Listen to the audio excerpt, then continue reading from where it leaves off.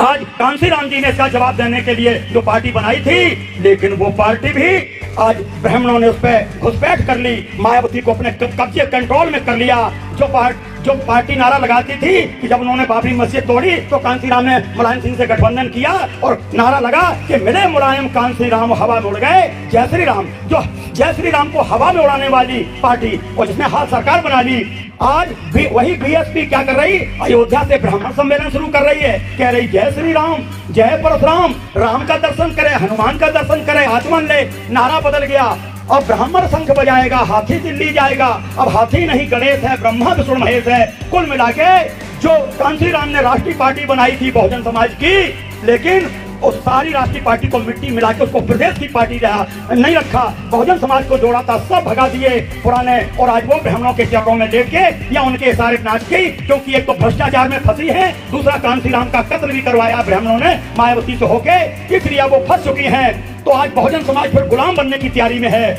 इसलिए इस बहुजन समाज को मुक्त कराने के लिए ये दूसरी पार्टी बहुजन मुक्ति पार्टी बनी है।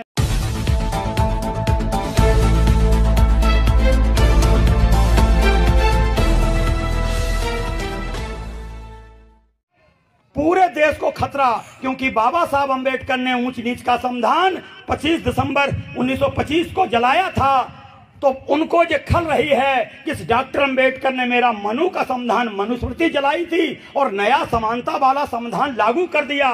तो आज उसको 100 साल होने जा रहे 2025 में। आरएसएस भी उसी 25 में बना था, उसके भी 100 साल हो रहे हैं।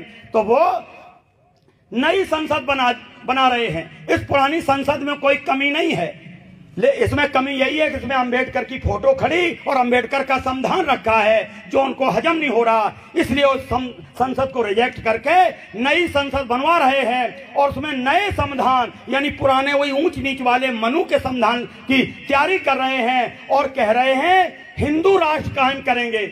अरे ये धोखा है, जो कल कहता था हम हिंदू नहीं हैं, आज अपने को हिंदू के चादर में लपेट रहा। क्योंकि जब लोकतंत्र स्थापित हुआ तो उसने कहा कि मेरे तो 3.5% वोट हैं, 3.5% तो हम किसी गांव के किसी वार्ड के मेंबर भी नहीं बन पाएंगे।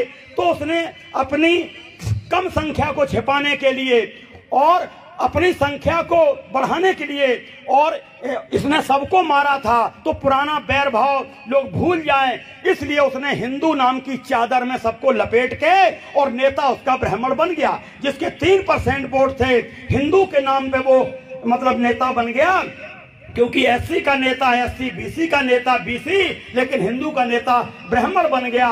लेकिन इन हिंदुओं ने कहा कि नहीं, इस ब्राह्मण ने तो एससी को मारा, एसटी को मारा, ओबीसी को मारा, माइनॉरिटी मुस्लिम सिख ईसाई सबको मारा।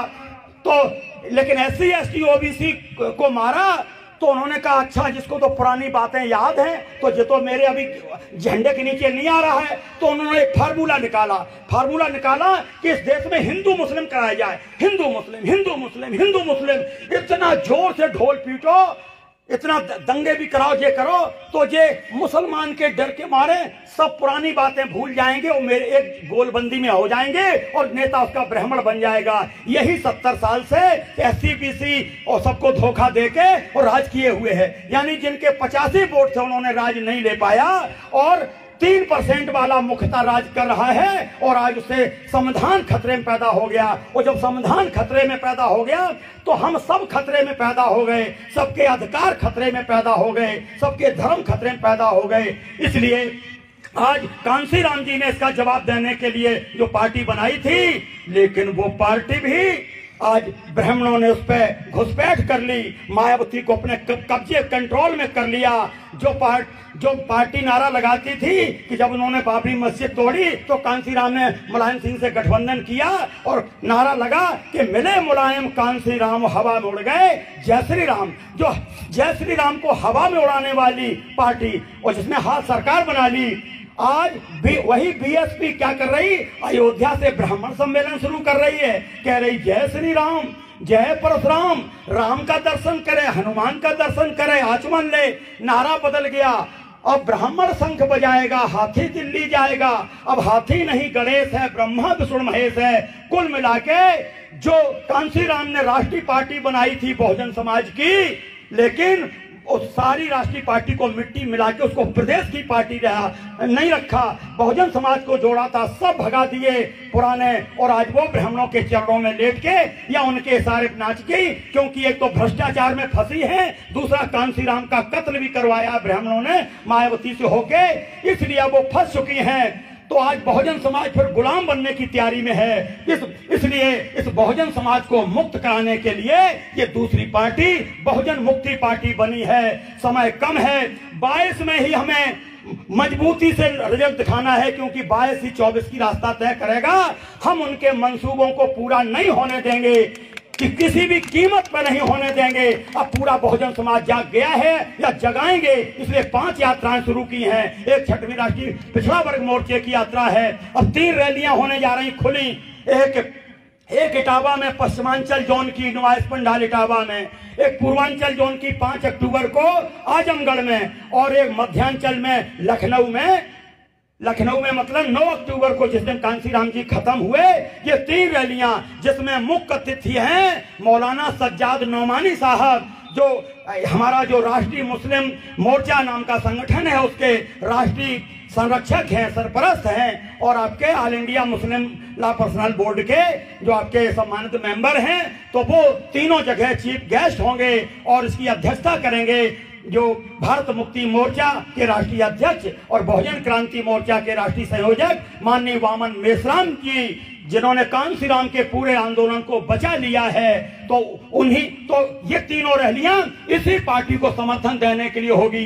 प्रदेश की जनता चाहती है कि बीजेपी की सरकार यहां से जल्दी हटे, लेकिन यदि नेताओं में घमंड रहा और नेताजी अलग अलग लड़े तो बीजेपी का पर हटना मुश्किल है, क्योंकि उनके पास ईवीएम है और 1000 हथकंडे हैं। इसलिए गठबंधन ही नहीं, महागठबंधन यदि बनता है तो जरूर करेंगे, और नेता घमंड में रहे तो आप समझ सकते हैं। पिछले चुनाव में सपा और बसपा का गठबंधन हुआ था अभी 19 में, तो जब सपा और बसपा दोनों पार्टियां मिल गई, गठबंधन हो गया, तो भी गठबंधन क्या सफल हुआ?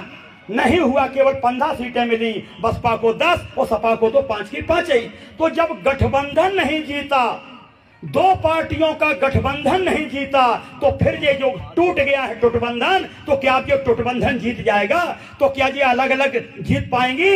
इसलिए तो मायावती तो उनके चरणों में है, और अखिलेश भी कम नहीं है, वो भी ब्राह्मण सम्मेलन 15 तारीख से शुरू कर दिए हैं, और कहते हैं ये प्रबुद्ध सम्मेलन कर रहे हैं। यानी ब्राह्मण केवल प्रबुद्ध है, बाकी सब निर्बुद्ध हैं, खुद गाली खा रहे हैं, खुद निर्बुद्ध मूर्ख बन रहे हैं, हमें भी 85 को मूर्ख बना रहे हैं। हम ये हरगिज बर्दाश्त ना करेंगे। इसलिए बहुजनों की राष्ट्रीय पार्टी बनाई गई है, जिससे हम संविधान को बचा सकें, और यूपी में मुस्तैदी से लड़ेंगे। इन्हीं रैलियों के बाद निश्चित रूप से हमें भरोसा है गठबंधन होगा, महागठबंधन होगा। लेकिन यदि स्वार्थ और घमंड में कुछ लोगों ने नहीं किया, तो बहुजन मुक्ति पार्टी देश के 85% बहुजन समाज को जागृत करके जोड़ेगी और पूरी लड़ाई लड़ेगी। लेकिन उनके जो ऊंच नीच मानने वाले, भेदभाव पैदा करने वाले, घृणा में जो बीमार हैं, उनके कुत्सित प्रयासों को, नाकाम इरादों को हम कामयाब नहीं होने देंगे। ऐसा संकल्प करने के लिए बहुजन मुक्ति पार्टी चल पड़ी है, आपके बीच में आई है, आपसे इसके लिए समर्थन मांगेगी। ये किसी जाति और धर्म और क्षेत्र की लड़ाई लड़ने से नहीं, बल्कि ये महाजुट बनाना होगा। हम महाजुट बनाते हैं तभी हम उनके खूनी पंजों से निकल सकते हैं। ऐसी अपील करता हुआ आपको भी इसमें सहयोग करना चाहिए।